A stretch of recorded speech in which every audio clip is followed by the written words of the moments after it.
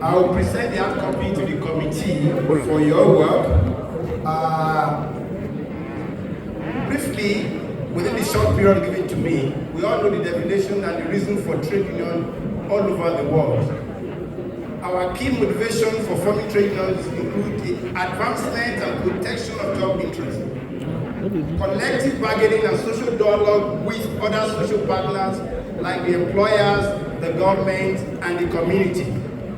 It's also our responsibility to ensure job security for our members, improve their working conditions, resolve conflicts amongst the members, and we also advocate for social, economic, and political advancements of the country as a whole. We also grant solidarity and mutual support. The first trade union in Nigeria was in 1912 by Civil Service Union. These were the front runner in the struggle to secure independence for this country. We should not forget the tireless and sacrifices with blood and sweat of the founding fathers of trade union movement in Nigeria. I will not bore you further with the history, but in 1977, there was restructuring of industrial of trade union in Nigeria.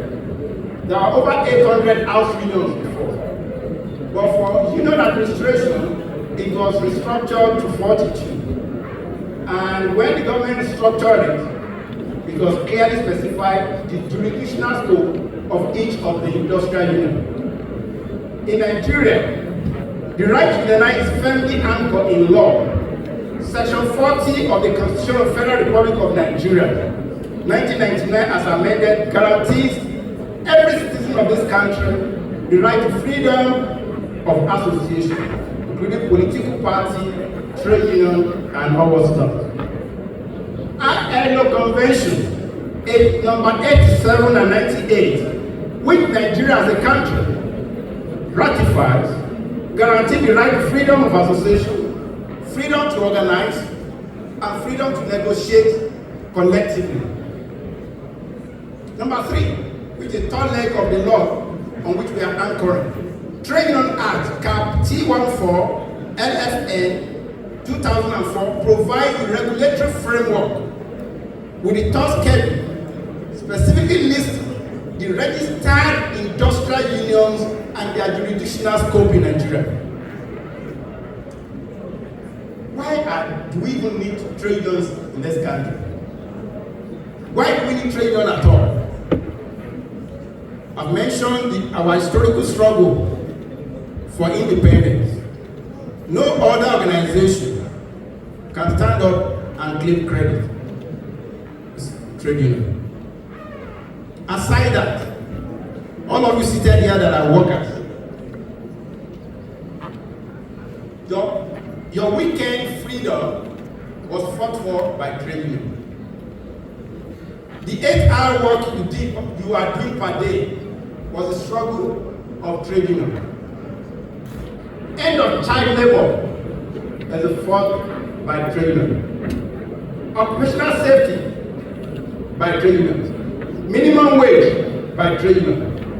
Employer provided benefits and protection from discrimination is by trade union. So we really need trade union. The trade union transformed the modern workplaces from slavery and exploitation as they were in the plantation to the modern way you are working, where you are respected and where you are recognized. In this country, let me say it with confidence that no one should forget or pretend to forget the historical and legendary struggle of both Nupeng and Penderson against the military for the restoration of our democracy. It is this same democracy that brought all of us together here under the same one. Let's salute the courage, sacrifices, and the sweat of Nupeng and Penderson. What are the mandates of Nupeng? Legal structure and history. And Nupeng has suffered so much as sourcing capitalization, resistance by employers. But yet, we we kept on the struggle.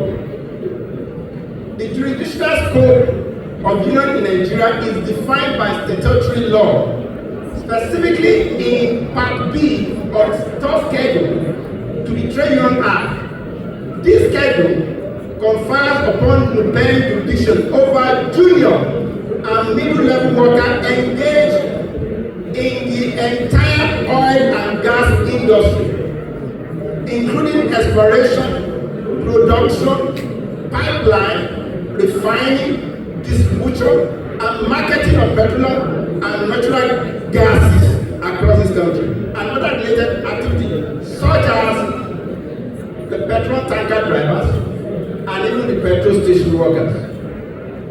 Our constitution is stated here because, as you know, we have our constitution, we are registered, we are recognized by the law, and our constitutions are duly approved by Registrar of Trade Union in the Ministry of Labor and Employment. We have, every year, our finances are audited. Thank you. To this paper, we are focusing on the downstream sector. In the downstream sector, we have so many of our members. We have members that work with Dagmar, we have members that work with Moman, we have service tank kerosene dealers, those are the ones that sell kerosene in the far remote villages. We have those who are selling gas in those remote places as well. We have petrol tanker drivers. We have the employees of the IPMANs as well as members. So therefore, we are well covered as union, guaranteed by the law to be in the downstream sector. So what is our problem with Dangote? Our problem with Dangote stems from the anti-union stance of Dangote. The leadership and members of our union commend the courage, the initiative, and the patriotism of Alhaji Aliko Dangote in setting up Dangote Refinery and Petrochemical Company in Nigeria. Indeed, Nupeng was one of the first stakeholders to congratulate him, and we paid him solidarity visit. Even when he was having teething problem and engagement and conflict with others, we showed solidarity to Alhaji Aliko Dangote. We wrote in the newspaper, we made publication. Unfortunately, what happened thereafter? It's also on record that the refinery, Dangote Refinery and Petrochemical, started operation last year. When I said operation, they started putting out their product to the market last year. We had this understanding and we made available our members who are not direct employees of Dangote, the tanker driver, to ensure that the storage of the production were not overflowing, that every product produced were being evacuated on a daily basis. Our members work day and night. Unfortunately, on the 14th of June 2025, it was announced by Dangote that he was bringing in CNG trucks to be delivering product free of charge to all filling stations. Generally, public saluted him, they were celebrating. But we immediately made an announcement that this was a great gift to Nigerians. Because their movement raised critical concern to us and questions. What are the fate of those petrol tanker drivers that have been serving this Dangote refinery for the past 18 months and have been serving Nigerians for more than 5 decades? What happened to them when CNG trucks were brought in? Is it lawful for an employer to resist unionization of the workers? Because when we met him on the 23rd of June, we were told that he will not allow union to operate in his refinery. Then the question is, what happened to Nupeng and its members? Then what happened to the owners of the trucks that are in existence now? The question again is, even if we are transiting to a cleaner, more sustainable form of energy, like the CNG buses, it ought to be inclusive it ought to be fair, it ought to be just to everybody. You don't come in and throw every other person under the bus. The response we got was God cases, and there was also this act which is misleading to the general public, which I need to correct here. That of the NEPSA Act versus the constitutional and ILO rights. The NEPSA Act they are putting around is in section 18, subsection 5 of the NEPSA Act, which states, listen please, there shall be no strike or lockout for a period of 10 years following the commencement of operation within a zone, that's a free trade zone, and any trade dispute arising within a zone shall be resolved by the authority. However, the legal position is different and is more nuanced than that. The NEPSA Act provision are subordinate to the fundamental conventions of International Labour Organization, ILO. Specifically, Section Convention 87 and 98, which guarantee right to freedom of association and collective bargaining. These conventions, ratified by Nigeria, are recognized as constitutional rights under Section 254C, subsection 2 of the 1999 Constitution as amended. The ILO Committee of Experts has consistently affirmed that recognition of strike as lawful. Therefore, any statutory provision that attempts to prohibit such rights is inconsistent with constitutional guarantees. Furthermore, Section 4E of the NEPSA, which deals with resolution of trade disputes, does not prohibit existence of trade union. Its scope is limited to resolving employment-related issues affecting individual employees and does not extend to collective labor disputes, which are governed by Trade Dispute Act. So we asked the committee, the honorable members, about our proposals. There are some laws that we feel that should be abrogated from our statute book. One of them is Petroleum Production and Distribution Anti-Sabotage Act, Cap P12, Law of the Federation of Nigeria 2004. One singular draconian law that characterizes the deprivation of fundamental rights of oil workers in particular. This is the Petroleum Production and Distribution Act, Anti-Sabotage, Cap P12. Laws of the Federation of Nigeria 2004. This law criminalizes what it terms sabotage. Any form of strike action by worker can then easily pass for sabotage, considering the definition of the scope of the meaning of sabotage under the Act. This is because under the Act, any form of interruption in the process of production or distribution of petroleum product qualifies for sabotage, which is punishable. General Secretary. Okay, I will and production. Petroleum Production and Distribution Anti-Sabotage Act, Cap P12. Laws of the Federation of Nigeria, 2004. This law criminalizes any form of action, whatever. So even if that means that we don't have the right to engage the employer and to withdraw our services. So this law, we are asking that it should be abrogated. Because it also contradicts other sections of the Constitution. It also contradicts the convention that we ratify as a country. But of course, so far, this legislation has not been fully applied. But we don't want a situation where the state just decides one money and feels strong enough to start applying it. So we are asking that the mere existence of the Act is a threat to the existence of fundamental rights of peaceful act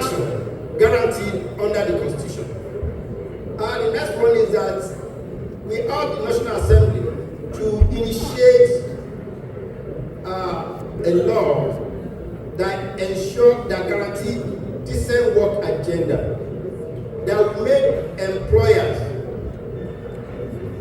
private employment agencies, and all other operators and contractors in the oil and gas industry to be bound by the ILO fundamental rights at work. Article 11-12 of the C-18 Private Employment Agency Convention 1997, number 181, made this obligation very clear to Nigeria. A member shall in accordance, Nigeria is a member shall in accordance with national law and practice take necessary measures to ensure adequate protection for workers employed by private employment agencies as described in Article 1, Paragraph 1b above in relation to 1. Freedom of association, freedom to collective bargaining, minimum wage, working time and other working conditions, statutory social security benefit, access to training, occupational safety and health, compensation in case of occupational accident or disease, compensation in case of insolvency and protection of workers' claim, maternity protection and benefit, and parental protection and benefit. These are all stated in ILO Convention which Nigeria ratified. So we are not asking you, other members, to do anything outside it. Thank you, sir. And there have been so many judgments by National Industrial Court which have become a reference point. The demand we are making is in line with 1999 Constitution, Federal Republic of Nigeria as amended in Section 40. Every person shall be entitled to assemble freely and associate with other persons, and in particular, he may form or belong to any political party, trade union, or any other association for the protection of his interests.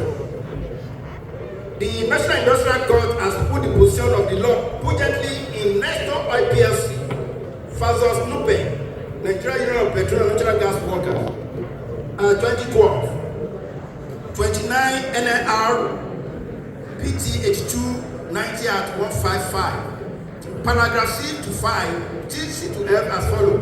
As far as our law is concerned, junior workers are deemed to be members of union until they individually and in writing opt not to be. They are deemed, meaning that automatically once you are employed as a junior worker or as a middle worker, you are a member of the union in that establishment. You can opt out. But once you are given letter of employment, you are automatically a member. Your union check-up is automatic. But you have the freedom to opt out by writing, I don't want to belong to this union again. But then, you don't have opportunity of belonging to any other union because of the jurisdictional scope, which is clear in our law. However, for senior staff,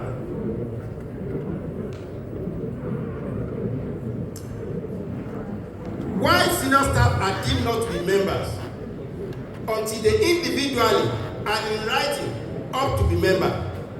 This means that in truth, if the defendant is the proper union to unionize junior worker of the defendant, the question of having them to agree or express their interest before they join the union will not arise. So, any establishment, Afolabi Oil and Gas, anybody I employ is deemed as a junior worker or as a middle level is automatically a member.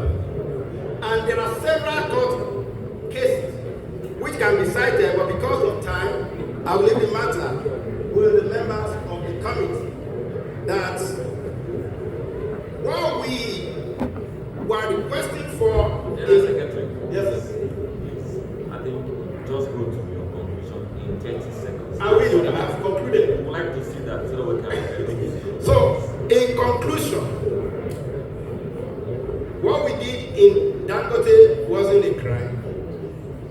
It was lawful, it was legitimate. And I want to put this finally, that I would like to reiterate once again, that no one should forget or pretend to forget the historical and legendary struggle of Nupeng and Pegasus against the military for the restoration of our democracy.